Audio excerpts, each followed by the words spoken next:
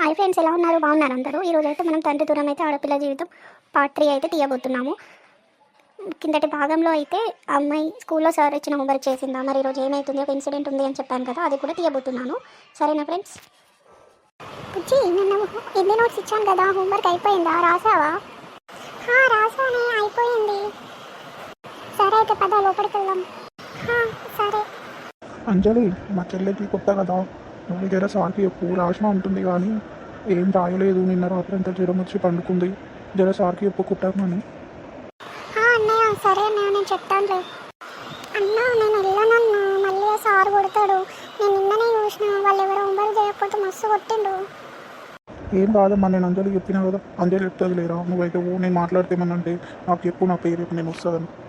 నువ్వు వెళ్ళన్నయ్య, నేను మాట్లాడతాను, నేను చెప్తా సార్కి అయితే, నువ్వు వెళ్ళు. సరే అమ్మా.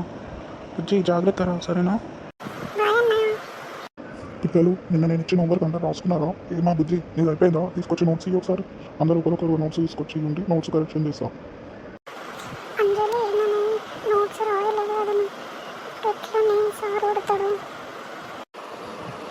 ఏం కాదులేదు, నేను మాట్లాడతా. మీరైతే ఫస్ట్ నోట్స్ తీసుకోండి, మళ్ళా కొడతాడు. సార్, ఎట్టుకోండి సార్. నోట్స్ రాయలే చేయలే ఎవరు? నిన్నటిది కూడా ఎవరో రైట్ పోతే సంతకం పెట్టారు. ఏంటమ్మా ఇది? కథలు పడుతున్నావు నువ్వు, కథలు కొత్త వర్షం అనుకుంటుంటే కథలు చేస్తున్నావు. ముందు నేను చెప్తాను నీ పని. ముందు నీ పని చెప్తా, కట్టెక్కువ ఏంటి?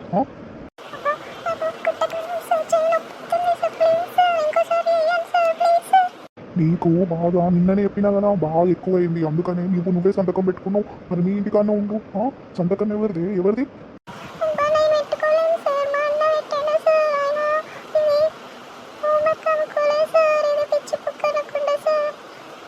అన్న పెట్టిండా? అమ్మ కథలు పడుతున్నావా? కథలు నీకు ఇట్లనే కలగాలి. నీకు బాగా ఎక్కువైంది.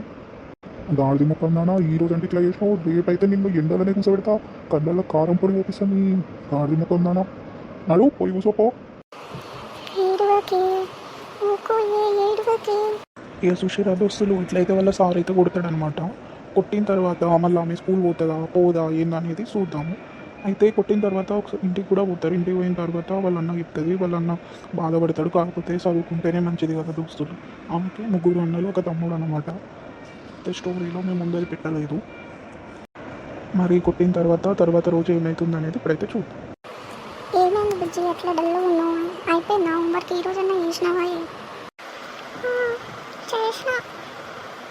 సరే మరి పాకు వెళ్దాం. నువ్వు వెళ్ళవే, నా రూపాయి ఎక్కడో పడిపోయినట్టుంది, తీసుకొని వస్తా. నువ్వైతే వెళ్ళు. రావే, లేకపోతే నేను ఉండాలా? నువ్వు వెళ్ళవే, ఎందుకు? నువ్వు పో ఫస్ట్, నేను వస్తావనుకో. ఆయనకు భయపడుతున్నావా? ఆయన భయపడి వస్తాడు లోపలికి. అది నాదే, నువ్వు నేనైతే రూపాయి తీసుకొని వస్తా. పోయినా పడ్డట్టుంది. సరే, నేను వెళ్తున్నా, మరి జల్దీరా. వీడబడ్డది ఇప్పటిదాకా నా దగ్గర ఉంటుంది. చూద్దాం, అక్కడ ఉన్నట్టుంది కదా, చూస్తాం. అమ్మయ్య, ఇక్కడనే ఉంది కదా బిడ్డ.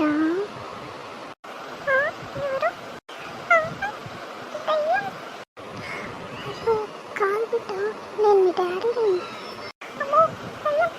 ఇక సుషిరా దోస్తులు, ఇట్లా అయితే ఒక రోజు స్కూల్కి వెళ్ళేటప్పుడు పైసలు పడ్డాయని చెప్పి కింద తీసుకుందాం అనేసరికి ఇట్లా అయితే ఏదో తెల్లగా గాలి లెక్క కనిపించిందంట. మరి కనిపించినప్పుడు ఆ గాలి ఉన్నదంట నేను మీ డాడీని అని. కానీ ఆ తర్వాత ఏమైనా నిజంగా వాళ్ళ డాడీ నా తల ఏమన్నా వచ్చిందా, అది మళ్ళీ నెక్స్ట్ ఎపిసోడ్లో చూద్దాం. ఈరోజు అయితే ఇంతే దోస్తులు, మీరైతే మాకు సపోర్ట్ చేయాలని మనస్ఫూర్తిగా కోరుకుంటున్నాము.